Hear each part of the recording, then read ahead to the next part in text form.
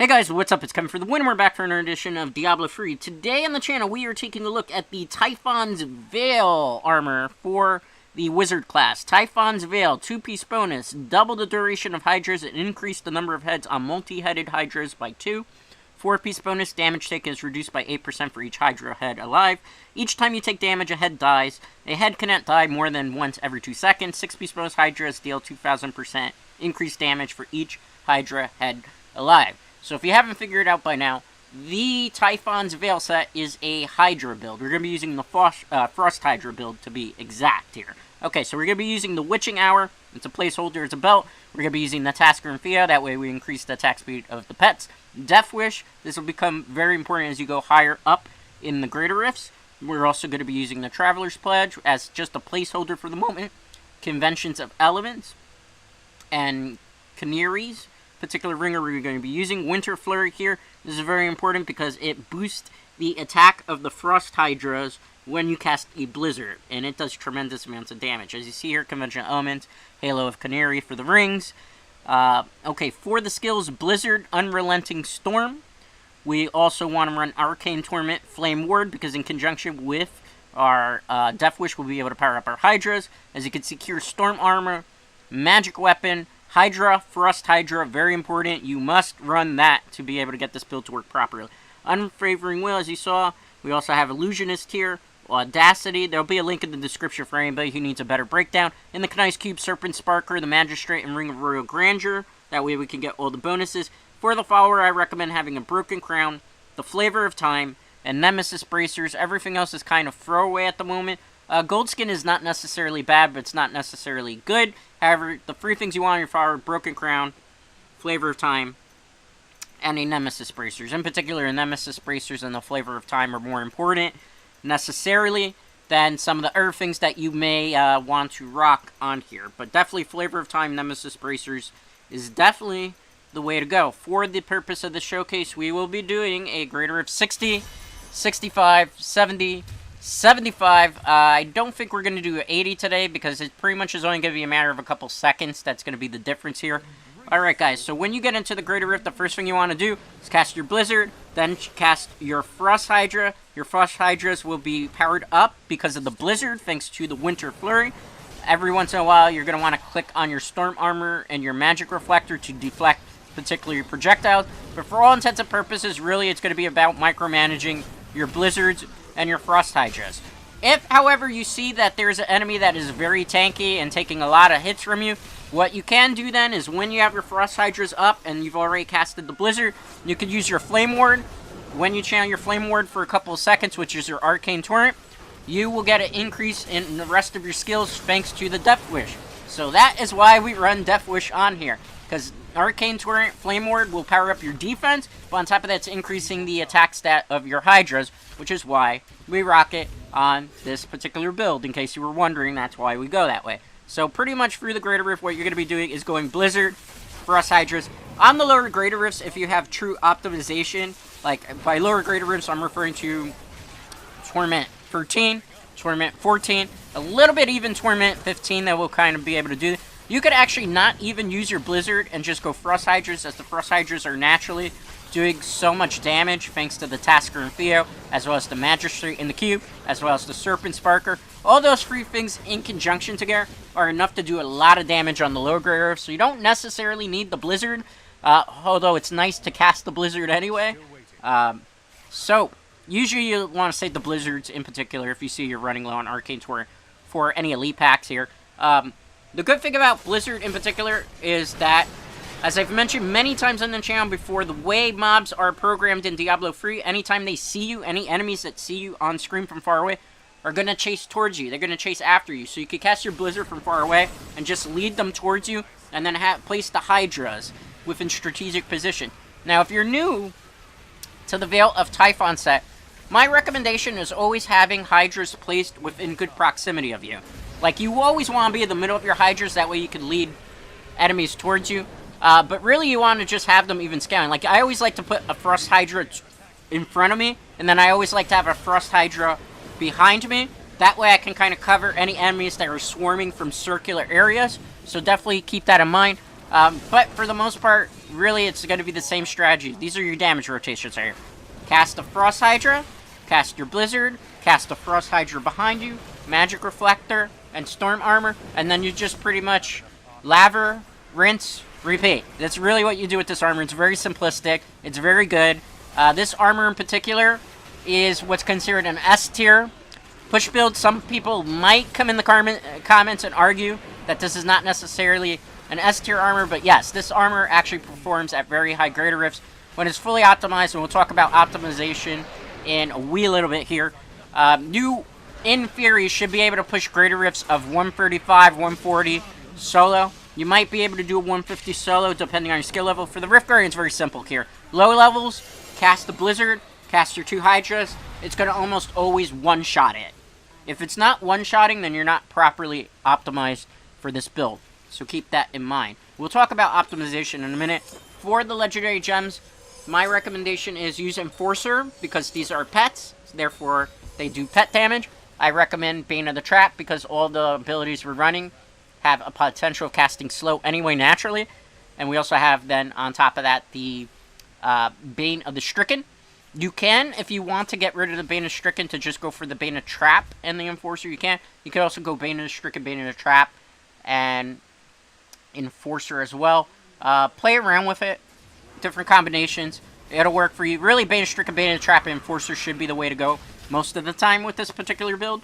So, again, there will be a link in the description to Icy Veins, a good resource for all things Diablo 3 and any type of Blizzard type of related things in general. Alright, same strategy as before. You're going to be casting your Blizzard Hydras, making sure that you have them positioned in between you most of the time. Then you'll cast your Blizzard. That way you can do increased amount of damage with the Frost Hydras. Always make sure that you have your Storm Armor up. That will cast shields for you so you can take a bit more hits. And then a Magic Reflector when you feel that you need to do so as well. Now, in terms of optimization for this build, what would you really be going for? Well, my recommendation is in your helm, crit hit chance 6.0%. On your gloves, I would recommend these 3 stats: crit hit damage 50%, crit hit chance 6.0%, attack speed really preferably 8.0%, but if you can't get 8.0%, a 6.0% or 7.0% should in theory do just as well. However, when you can swap out, definitely make sure you can swap out for better. Then for optimization, well, this is not a Captain Crimson build because you can't actually fit Captain Crimson. There's no way to get Captain Crimson to work on this set. It just won't work. I've tried many times. It just doesn't. You can't fit it in this one.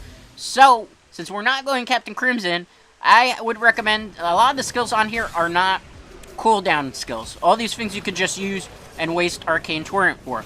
So my recommendation would be getting resource cost reduction at 8.0% on your armor wherever possible. You don't really need any cooldown because you don't run skills here on this particular build that require any sort of cooldown whatsoever outside of like your teleport safe passage, which is pretty fast naturally. So get resource cost reduction wherever you can.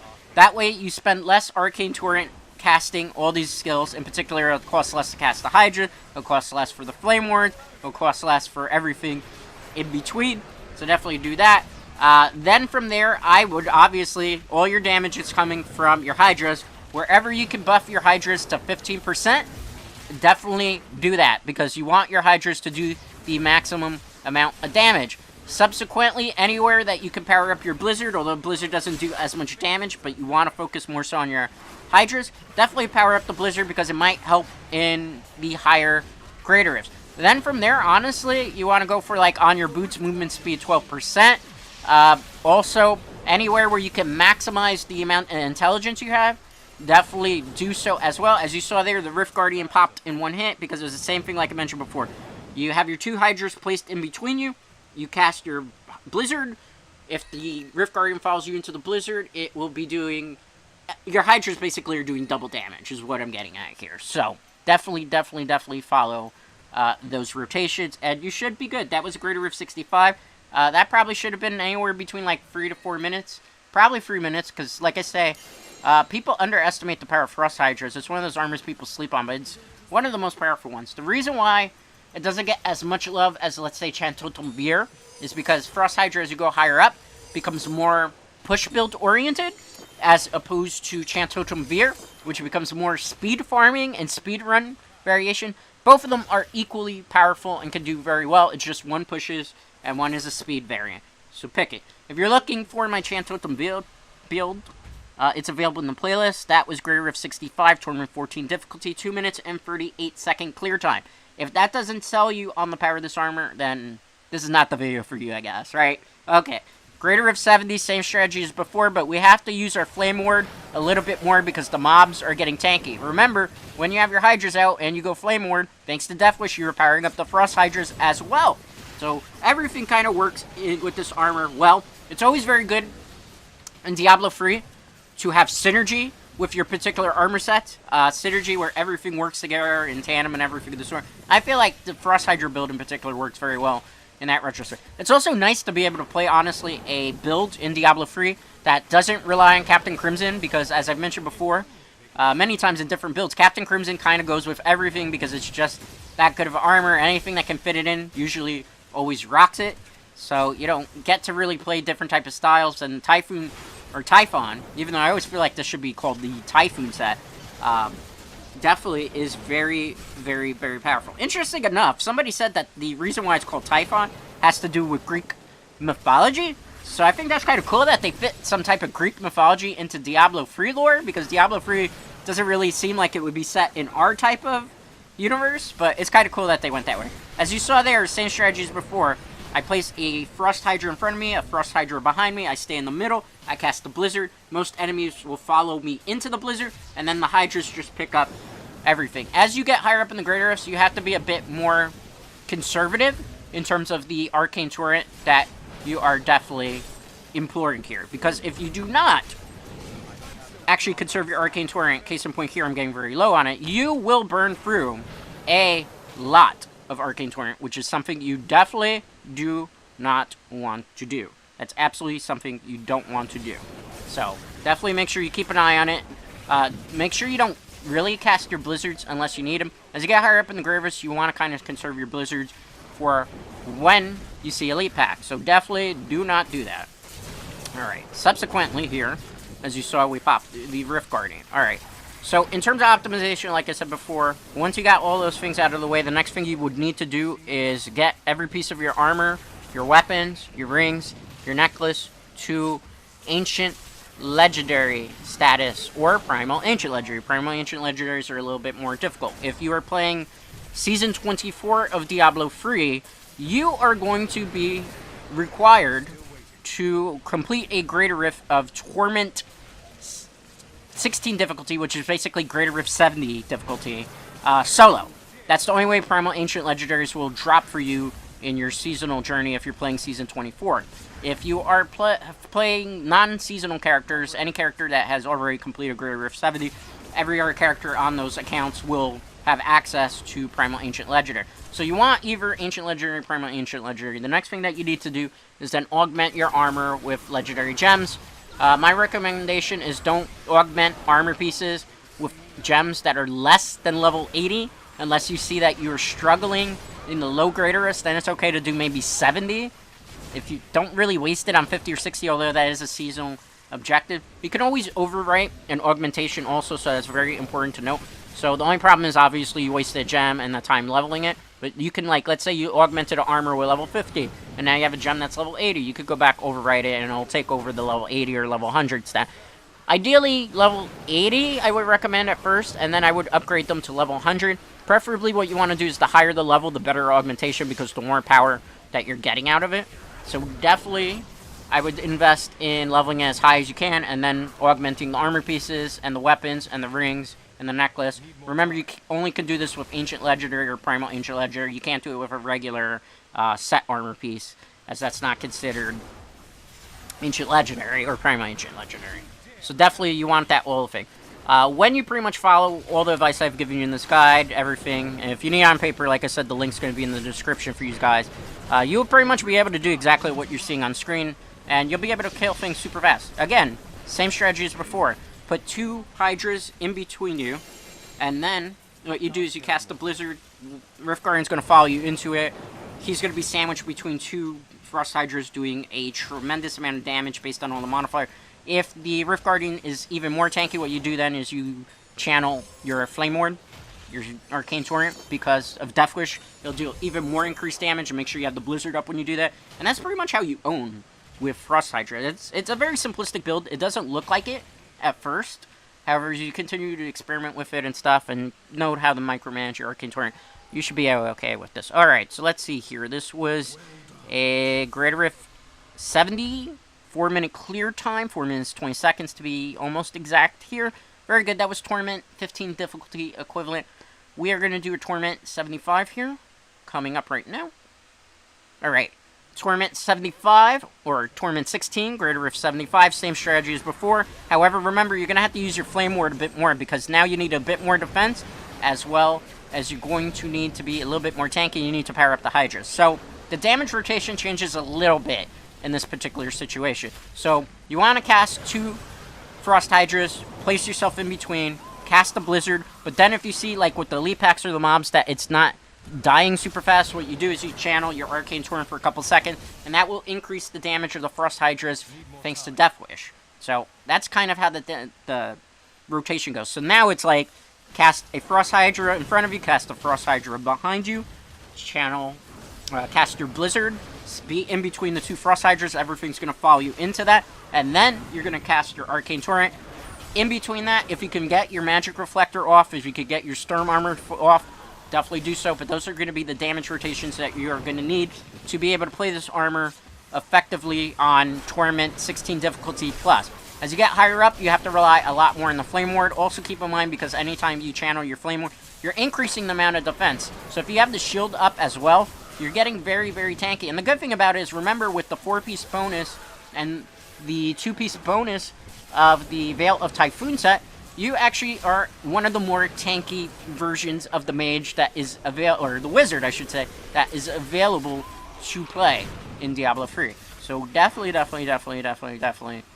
I would recommend going with this. There are Frost Hydra builds that do not use the set armor, the Veil of Typhon, and instead they use the Legacy of Dreams gem. I don't really cover those because it's just kind of like you're going to use the Magistrate, and you're going to use kind of very similar items that you would use, or armor pieces that you would use also for the Legacy of Dreams Frost Hydra. Maybe in the future I'll do a Frost Hydra build that way. However, I feel like you get more bang for your buck, really, by using the Veil of Typhon set, because you're a lot more tanky as opposed to the other build where it will do a lot more damage, in theory, because of the Legacy of Dreams gem. However, you lose out on certain things like being able to tank a lot of hits. So, you know, it's kind of a toss-up. That's why I haven't covered that particular build ever really on the channel. Maybe in the future. Like I said, I'm not a fan really of the Legacy of Dreams Typhon set. Definitely not really my thing. So again, as you're going to notice, as you go higher up in the Greater Rifts, you are going to be doing significantly less damage, because obviously the mobs have a lot more HP and it takes a lot longer to kill them. On average, as you're going really high up in the Greater Rifts, I'm talking Torment 150 if you're able to get that far with this armor. It should, in theory, take you about 12 minutes to clear a Greater Rift. Nothing's going to go down really faster than that with this particular set. A good thing about this armor is it's definitely multiplayer friendly as opposed to some other, because it's fast, but it's not too fast. So if you're playing with some people that are not doing like super fast armors like the Whirlwind, Gears of Dreadland, and they're doing something more along the lines of, let's say, Ida's Mantra, and you're playing with people along that type of thing, you can have a very good group play there going, because you can cover their bases of stuff that they don't normally are able to cover. And the fact that really, when you think about it, the Hydras, you can even zone from far away with it, because you can place a Hydra there, place a Hydra behind you, and just not even stand in the middle and cast your Arcane Torrent, which I'm going to be doing in a minute. But as you can see, I'm running a little bit low on my Arcane Torrent because I got a little too greedy with my Blizzard. Maybe used them for things I didn't necessarily need to do. That's another thing. When you get higher up in the Grey Rifts, you got to be a little bit more conservative than I was with your Arcane Torrents, because as you can see here, I am kind of wasting too much of it. So definitely not something I would recommend for you guys to do. Alright, here we go. Cast the Blizzard. Make sure to cast Frost Hydras, always sandwiching.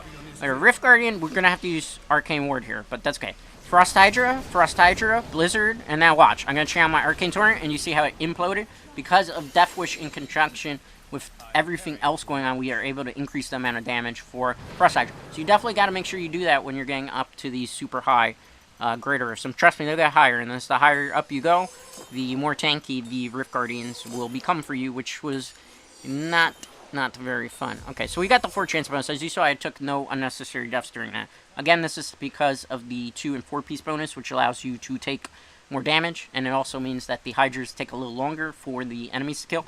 Alright, so Greater Rift 75, Torment 16 difficulty, 4 minutes, and 7 second clear time. Very, very respectable. Alright, because I know somebody's going to ask in the comments, why aren't you doing past that? I'm going to do a Greater Rift 80. Same strategy as before. Cast a Frost Hydra in front of you, behind you, stand in the middle, cast your Blizzard, activate your Magic Reflector, your Storm Armor, and then if you see that they're not taking enough damage, then you can cast your Flame Ward. Your Flame Ward also will power up not only your Hydras, but it will also increase the amount of defense, making you tanky. You have to do these particular damage rotations as you go higher on in the Greater Rift. Now, to answer some questions why we still have some time in this particular guide, I've been getting a lot of questions as to what exactly is going to be the plan of content in September for the channel. Very simplistically, but I'm really waiting to see exactly what's going to go on with Blizzard. As you know, there's a lot of problems going on in Blizzard right now based on all the stuff with the lawsuit. And as you know, there was the walkout by the employees of Blizzard to kind of speak out against actually the company itself in regards to its handling of a lot of things. If you don't know what's going on in that situation, you could Google it. I'm not going to really get into all the logistics of it. I just think that's kind of irreprehensible, some of the stuff I read, and it's very unfortunate. And hopefully, there's some changes, there's some firings with the upper brass and everything, and some real positives, change come out of a horrible situation. You know, bullying is not cool, sexual harassment is definitely not cool, and on top of that, hazing in the company, which apparently I was reading, also went on. That's definitely not cool. So they gotta change that toxic work environment, definitely. You know what? So, I mean, I hope that the law pursues them, and you know what, they find them guilty in court of law and they're held accountable. But you know, at the end of the day, it's gonna ruin their reputation. It's on them. All right. Well, with that being said, though, what is my plan for September when it comes to Diablo 3 content? Well, as all of you know that are Diablo fans, Diablo 2 Resurrected is coming out September 23rd. The season started for Season 24 already, meaning that chances are we started in the end of July, which means that August, September, around October, going into November should be the next greater. So, right now I'm going to observe how long this season is going to be, unless they decide to pull it a little quicker because of Diablo 2 Resurrected. I'm going to see if devs are going to continue doing seasonal journeys past Season 24 of Diablo. If we get a Season 25 journey, I will cover Season 25. If this is, in fact, the end for seasons of Diablo 3, the plan is I will do final guides for every armor, and these will be my final definitive guides. And then we will move over to Diablo 2 Resurrected full-time if Blizzard decides that they're not going to support Diablo 3. If Blizzard decides that they're going to support Diablo 3 and Diablo 2 at the same time, I'm going to do, at the moment the plan is, keep in mind plans do change though, 2 Diablo 2 Resurrected videos a week covering armors and classes and whatnot, and then I'll do 1 Diablo 3 video a week, if that's based on whether we get a season for Diablo 3 after Season 24 or not. And then, really, I would just gauge the audience. If you guys would rather I do more Diablo 2 as opposed to Diablo 3. And, again, it's really a matter of what Blizzard's going to support more or not. We will kind of base things accordingly. I will be getting Diablo 2 Resurrected on launch. I am probably going to play it on the Nintendo Switch. Although I have a gaming PC, which will run it just fine, I kind of like to be able to watch TV and just grind with it in handheld mode. I can't really do that on the PC because it's kind of hard. I have a gaming laptop. I put this on my lap and it burns my lap sometimes. I actually got a blister from it at one point because that's how hot it gets sometimes. So, can't really watch TV and do that at the same time. It's not as easy to do. So, I'm looking at getting into the Switch platform, assuming it comes out on the date that it's supposed to come out. Because if it gets pushed back, then that changes the plan. But I will have Diablo 2 Resurrected in some shape or form. And we'll start doing the guides probably the week after release. Maybe I might do stuff like general first impressions the first week. It's going to be hard because remember, I'm going to have to grind all the way back up to be able to do some of these things. And I do play other games on the channel, as you guys have seen me be doing for quite a while here. So yeah, But yeah, we'll be covering Diablo 2 Resurrected and stuff. That's the plan. And then if Diablo 3 is still supported by Blizzard, we'll cover that. If not, I'll do a final guide. That's good. Alright, so same strategies before. 2 Hydras, Blizzard, and then Flame Ward, and it will pretty much pop any Rift Guardian at that point. Keep in mind, as you're going up in the Raider Glyphs, it's going to take you longer to clear them, because it's naturally, make sure you have full optimization, where all the pieces, Ancient Legendary, Primal Ancient Legendary, augmenting gems that are level 100 or higher. Definitely make sure that you get the proper rolls in your armor pieces, you buff the proper things, if not, it won't work for you. And I'll have a link in the description, so that you can check that out. So I don't want to hear that in the comments, oh, you didn't put the description or everything, or it's not working for me, it's you didn't pay attention. That's not my fault.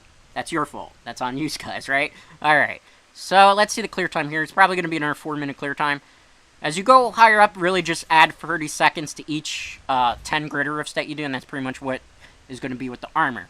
Alright guys, so let's see. We're going to evaluate some loot here. I don't think we got anything really of use. I can already pretty much tell what's going to drop from these things just based on the silhouettes. When you play as much Diablo 3 as I have played over the course of many, many years, you kind of know what the silhouette is. And at this point, you only care if it's red, really, or if it's gold border. Anything else is just like, well, I don't need this, I already have it, or I already use it, or it's useless to the builds that you run. You'll get used to it eventually as you're playing it, if you're not used to it yet. So, this is, yeah, Promised Glory. Okay, yeah, like I predicted here, this belt's going to be something bad. String of Ears, useless. Alright, the only thing, it's very hard to tell with the rings, obviously, because rings are all circular. Stone of Jordan, not useful in Diablo 3, but in Diablo 2, that's like being a millionaire when you have a whole bunch of those in your cachet. That's assuming we could still sell items for real money and whatnot, which maybe they're not going to do. I don't think we're going to have an auction. If we do, then I definitely want to play on PC. I'd make a bunch of money that way. Alright, guys. Well, that's going to do it for the Veil of Typhon set. As always, a like is greatly appreciated in this video. If you're not already subscribed to the channel, consider doing so as it helps the channel grow. I will see you for the next Diablo 3 video. Till next time.